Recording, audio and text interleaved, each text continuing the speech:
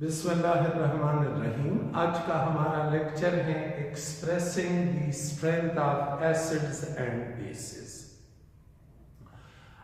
इसका मतलब ये है कि एसिड्स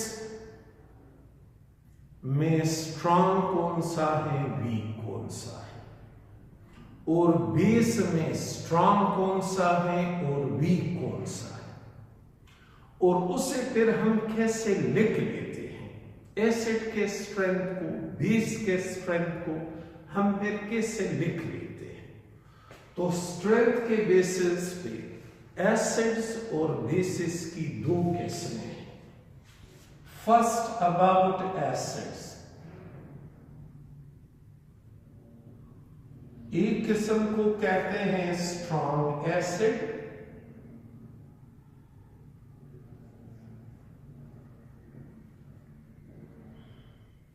जबकि दूसरी किस्म को कहते हैं वीक एसिड।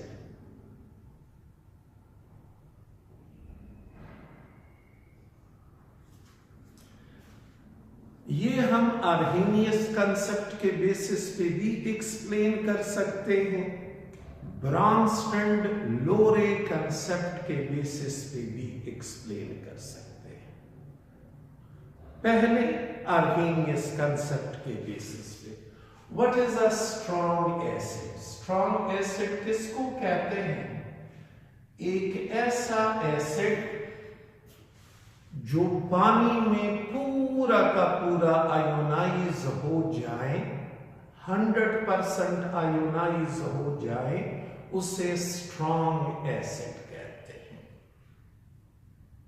स्ट्रॉन्ग एसिड वो होता है जिसके आप जितने भी मॉलिक्यूल पानी में डालोगे वो सारे के सारे यूं बढ़ जाएंगे H+ में और A9 में। ऐसे एसिड को स्ट्रॉन्ग एसिड कहते हैं। तो स्ट्रॉन्ग एसिड क्या हुआ? An acid which completely ionizes in water. HCl एक स्ट्रॉन्ग एसिड है, इसे पानी में डाल दे तो ये पूरा का पूरा आयोनाइज होगा। HNO3 एक स्ट्रॉन्ग एसिड है, पानी में डाल दे तो पूरा का पूरा आयोनाइज होगा। इसको कहते हैं आयोनाइज्ड फॉर्म, जबकि इसको कहते हैं मॉलिक्यूलर फॉर्म। ये मॉलिक्यूल्स हैं जबकि ये इनसे आयंस बने हैं। तो HNO3 पानी में डाल दे आयोनाइज होगा, H2SO4 पानी में डाल दे आयोनाइज होगा। इसे कहते हैं परक्लोरिक एसिड, HClO4। ये स्ट्रॉन्गेस्ट एसिड है, जितने भी एसिड हैं सब में ये स्ट्रॉन्ग है। इसे पानी में डाल दे तो ये आयोनाइज होगा, H+ देगा। आप एसिड के आयोनाइजेशन पे गौर करें, जितने भी ये एसिड हैं इनका कंपोजिशन एक जैसा होता है। ये सारे मुश्तमिल हैं H+ पे। H+ इनमें कॉमन होता है, और दूसरा आयन है A9, तो इसमें H+ और A9 यानी नेगेटिवली चार्ज आए। इसी तरह नाइट्रिक एसिड में भी H+ और A9। तो सारे एसिड कंपोजिशन के लिहाज से कॉमन होते हैं। वो दो आयन से मिलके बने होते हैं, one is H+ and other is A9। तो जब हम स्ट्रॉन्ग एसिड को पानी में डाल देते हैं, ये मॉलिक्यूलर फॉर्म खत्म हो जाता है, आयनिक फॉर्म बन जाता है, यानी H+ बनता है और A9 बनता है। ये मॉलिक्यूलर फॉर्म खत्म हो जाता है। स्ट्रॉन्ग एसिड स्ट्रॉन्ग इलेक्ट्रोलाइट होते हैं और ज्यादा बिजली कंडक्ट करते हैं। स्ट्रॉन्ग एसिड्स जितने भी हैं ये सारे के सारे इनऑर्गेनिक हैं और इनको मिनरल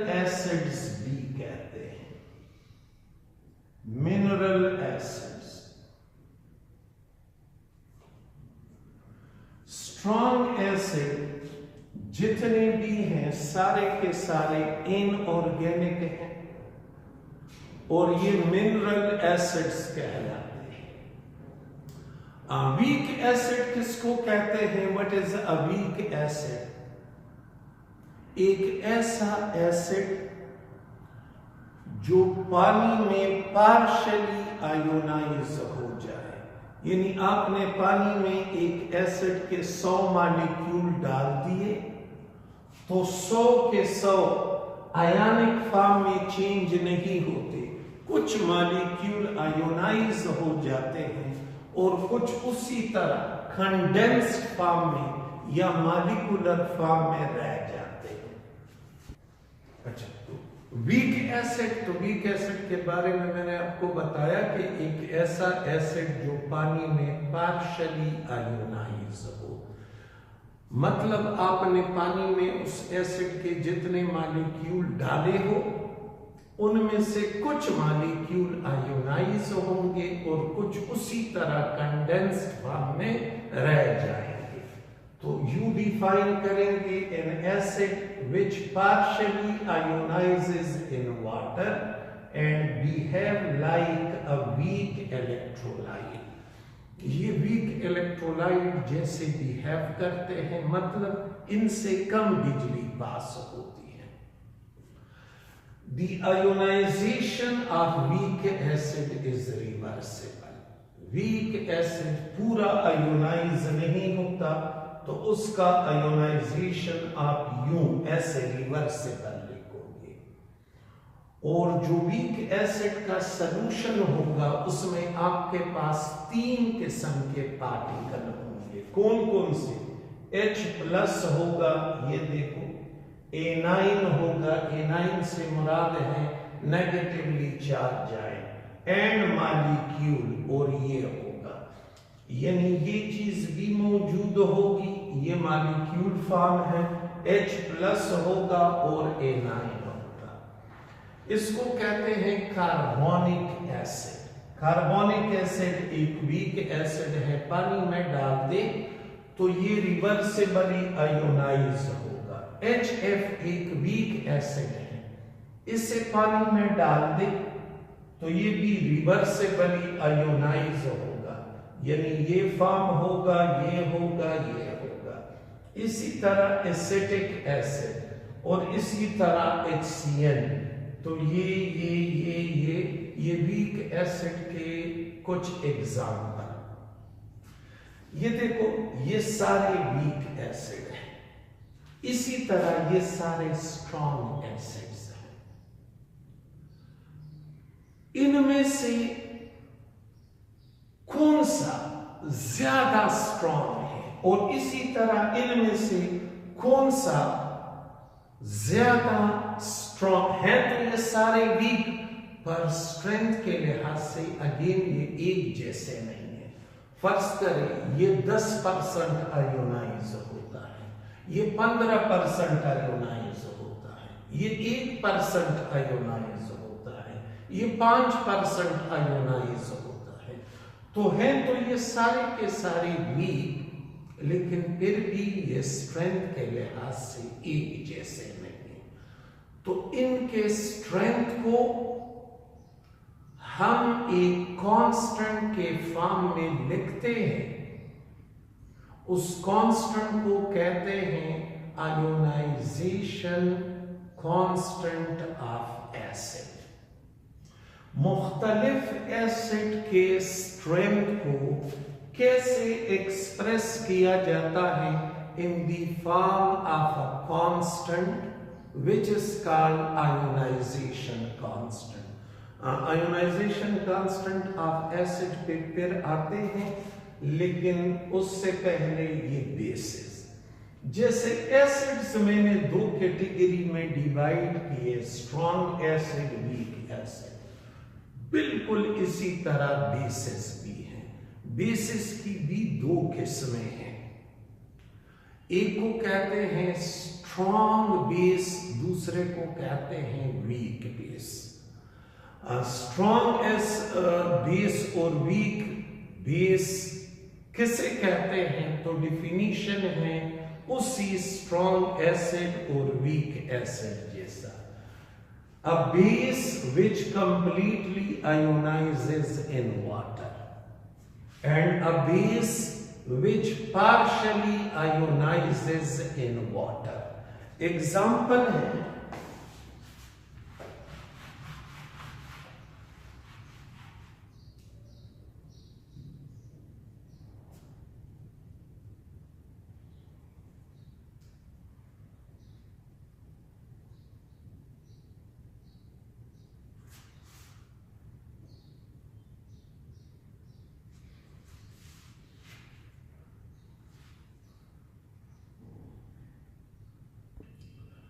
तो स्ट्रॉन्ग बेस क्या हुआ? A base which completely ionizes in water.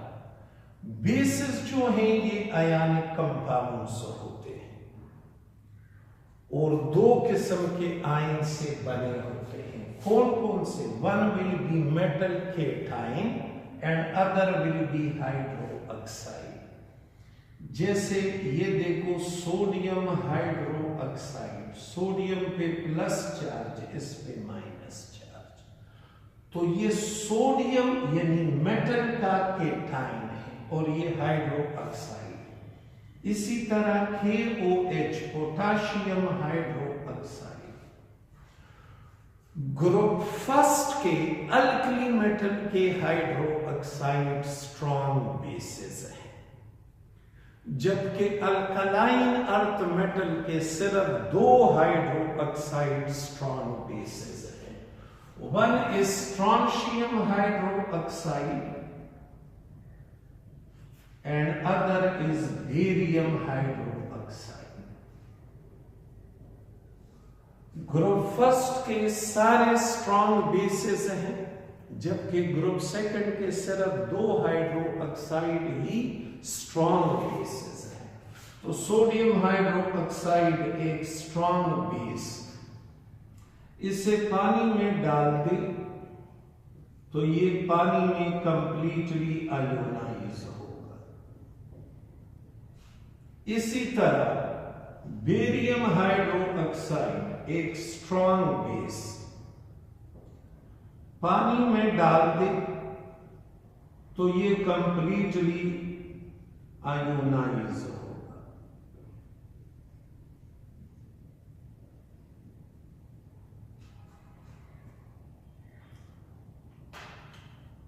अच्छा, what will be a weak base?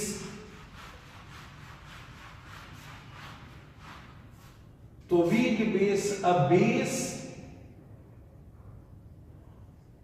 which partially ionizes in water and we have like a weak electrolyte. Ammonia proton accept करता है, तो proton H+ accept करने वाला base कहलाता है। इसे अगर हम पानी में डालेंगे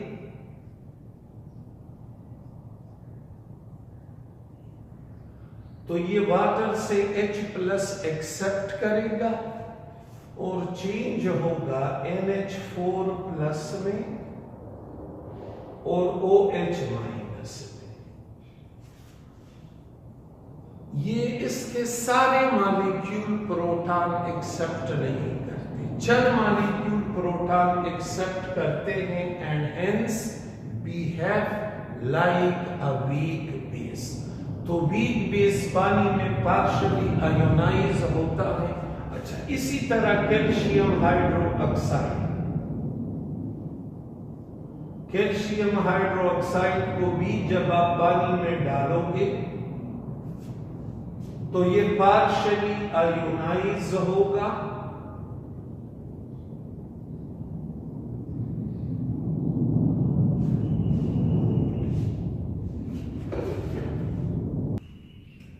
तो ये पानी में पार्शियली आयोनाइज होगा, कंप्लीटली आयोनाइज नहीं होता, कम बिजली कंडक्ट करता है और वीक बेस कहलाता है। ये दोनों वीक हैं, ये दोनों स्ट्रांग हैं, लेकिन स्ट्रेंथ के लिहाज से ये एक जैसे नहीं है, न स्ट्रेंथ के लिहाज से ये एक जैसे हैं। तो इनके स्ट्रेंथ को भी हम एक कांस्टेंट के फॉर्म में लिखते हैं और उस कांस्टेंट को कहते हैं ionization constant of a base. पहले पढ़ते हैं आयोनाइजेशन कांस्टेंट ऑफ एसिड, उसके बाद पढ़ते हैं ionization constant of base. The strength of acids is expressed in terms of a constant called ionization constant of acid. Acid दो हिस्सों पे मुश्तमिल होता है, शुरू में मैंने आपको बताया। तो एसिड दो हिस्सों पे मुश्तमिल होता है, एक है H+ और दूसरा है A9। जनरली एसिड को हम U रिप्रेजेंट करते हैं, Ha। ये H+ है और ये A9 है, यानी नेगेटिवली चार्ज आयन है। ये नेगेटिवली चार्ज आयन कोई भी हो सकता है। इसे जब हम पानी में डालेंगे तो पानी में ये यूं आयोनाइज होगा, इसका H+ इस H2O के साथ मिलेगा और H3O+ बनाएगा। अच्छा, इसके लिए हम Kc वैल्यू लिखते हैं, Kc is equal to, this is A9, molar concentration of A9 into H3O+ divided by Ha into H2O। Molar concentration of water constant रहता है, तो इस कांस्टेंट को आप इसके साथ मिलाएं, Kc multiply by molar concentration of water is equal to A minus concentration H3O+ concentration divided by Ha concentration।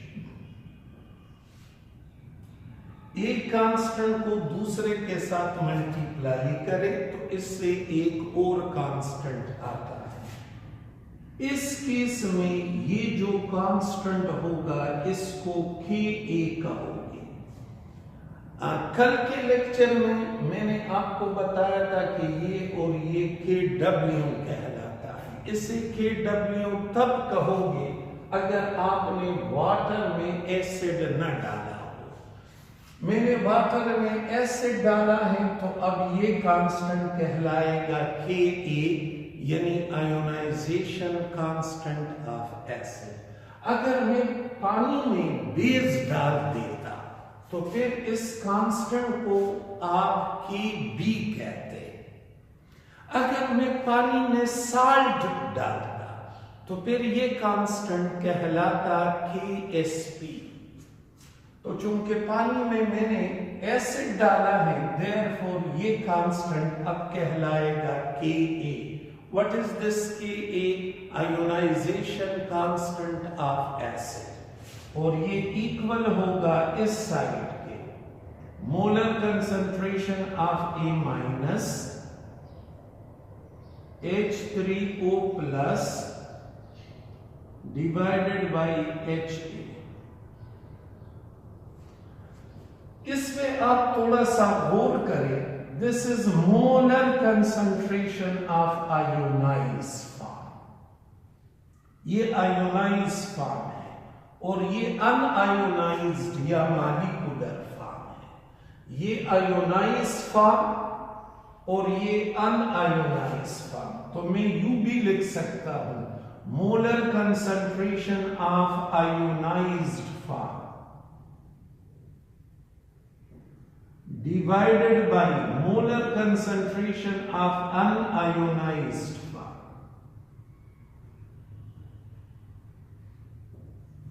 And what is this Ka?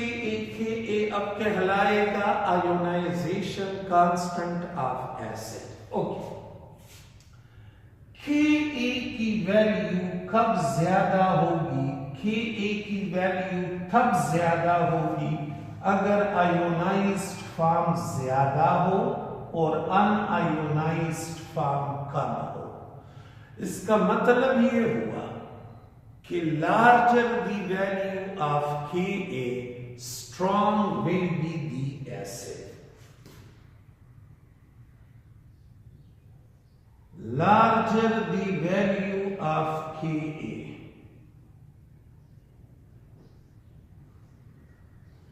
strong will be the acid.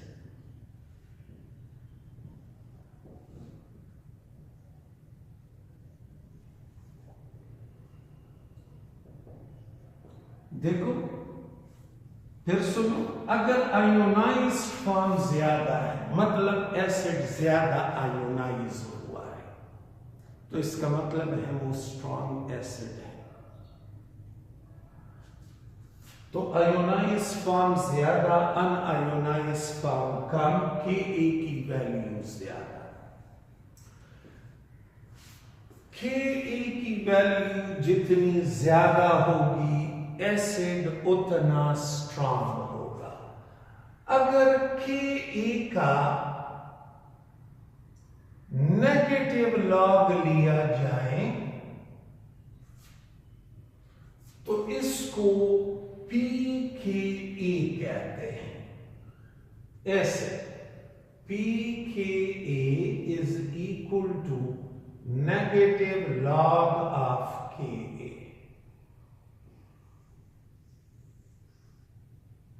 Suppose मेरे पास Ka की value है 10 power 5। ये value बहुत ज्यादा value है। यहां मैंने आपको बताया larger the value of Ka, strong will be the acid. इसका मतलब ये है कि एसिड जो है ये स्ट्रॉन्ग है।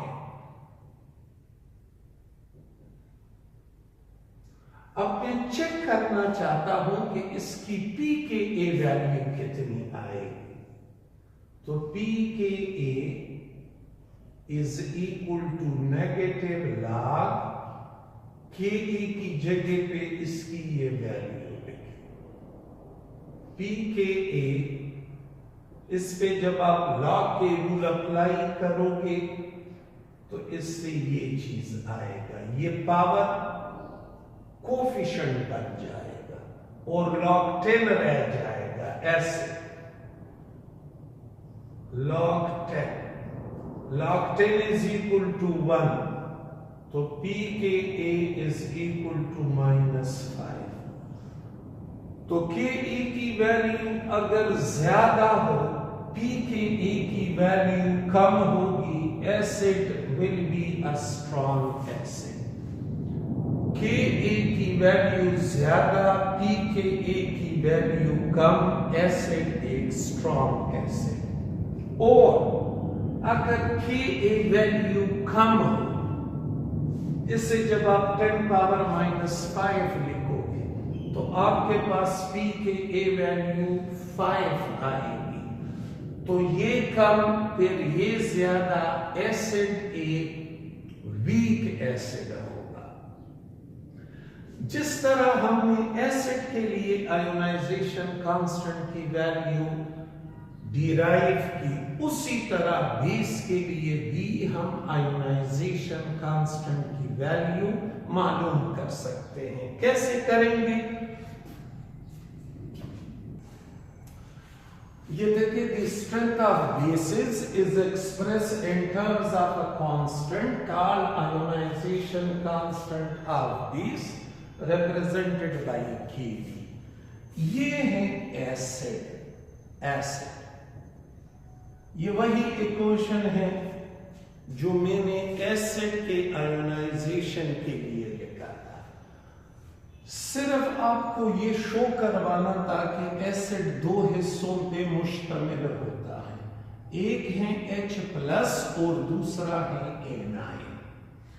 ये A9 बजाते खुद बेस होता है। ये मैंने आपको ब्रॉन्स्टैंड-लोरे कंसेप्ट में बताया था कि एसिड जब H प्लस लॉस करता है तो वो बेस बन जाता है, और ऐसे एसिड बेस को कहते हैं कंजुगेट एसिड बेस पेयर।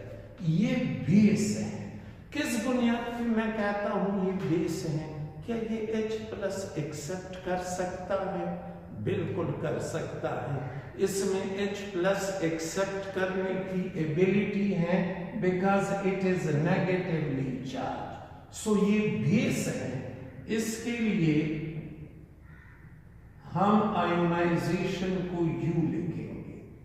ये बेस, इस बेस को पानी में डाला गया, ये पानी से H प्लस एक्सेप्ट करेगा। जब ये H प्लस एक्सेप्ट कर ली तो ये HA बन जाएगा, और वाटर से H प्लस निकल गया तो ये OH माइनस, यहां से H प्लस इसमें आया। इसे आप U भी लिख सकते हो ऐसे। ये H प्लस इसके पास आया तो ये HA और ये OH माइनस। इसके लिए हम Kc की वैल्यू U लिखते हैं। HA OH minus divided by A minus H2O। Ionization constant of molar concentration of ionized form divided by unionized form। ये कांस्टेंट है तो ये आप इस साइड पे शिफ्ट करें। Kc multiply by molar concentration of water molar concentration of HA OH minus divided by A minus. ये constant, तो इस कांस्टेंट को मैंने इसके साथ लिखा। Constant by a constant is equal to another constant. इस कांस्टेंट को अब हम कहेंगे Kb। Kb means ionization constant of base. इससे पहले हमने इसे Ka कहा था। उसकी वजह ये थी कि पानी में हमने एसिड डाला, अब हम पानी में बेस डाल रहे हैं।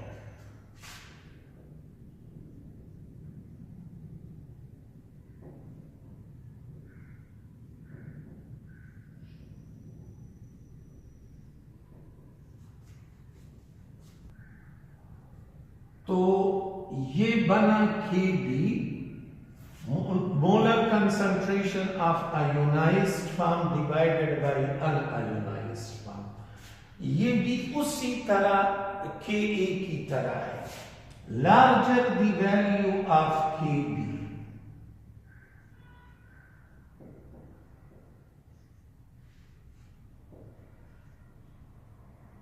strong will be the base।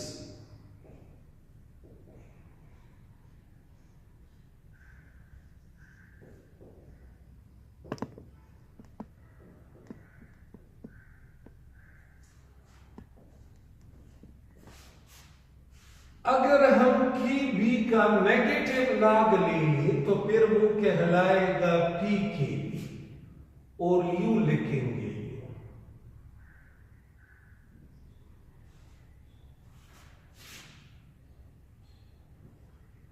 इसका जस्टिफिकेशन भी बिल्कुल उसी तरह ही है,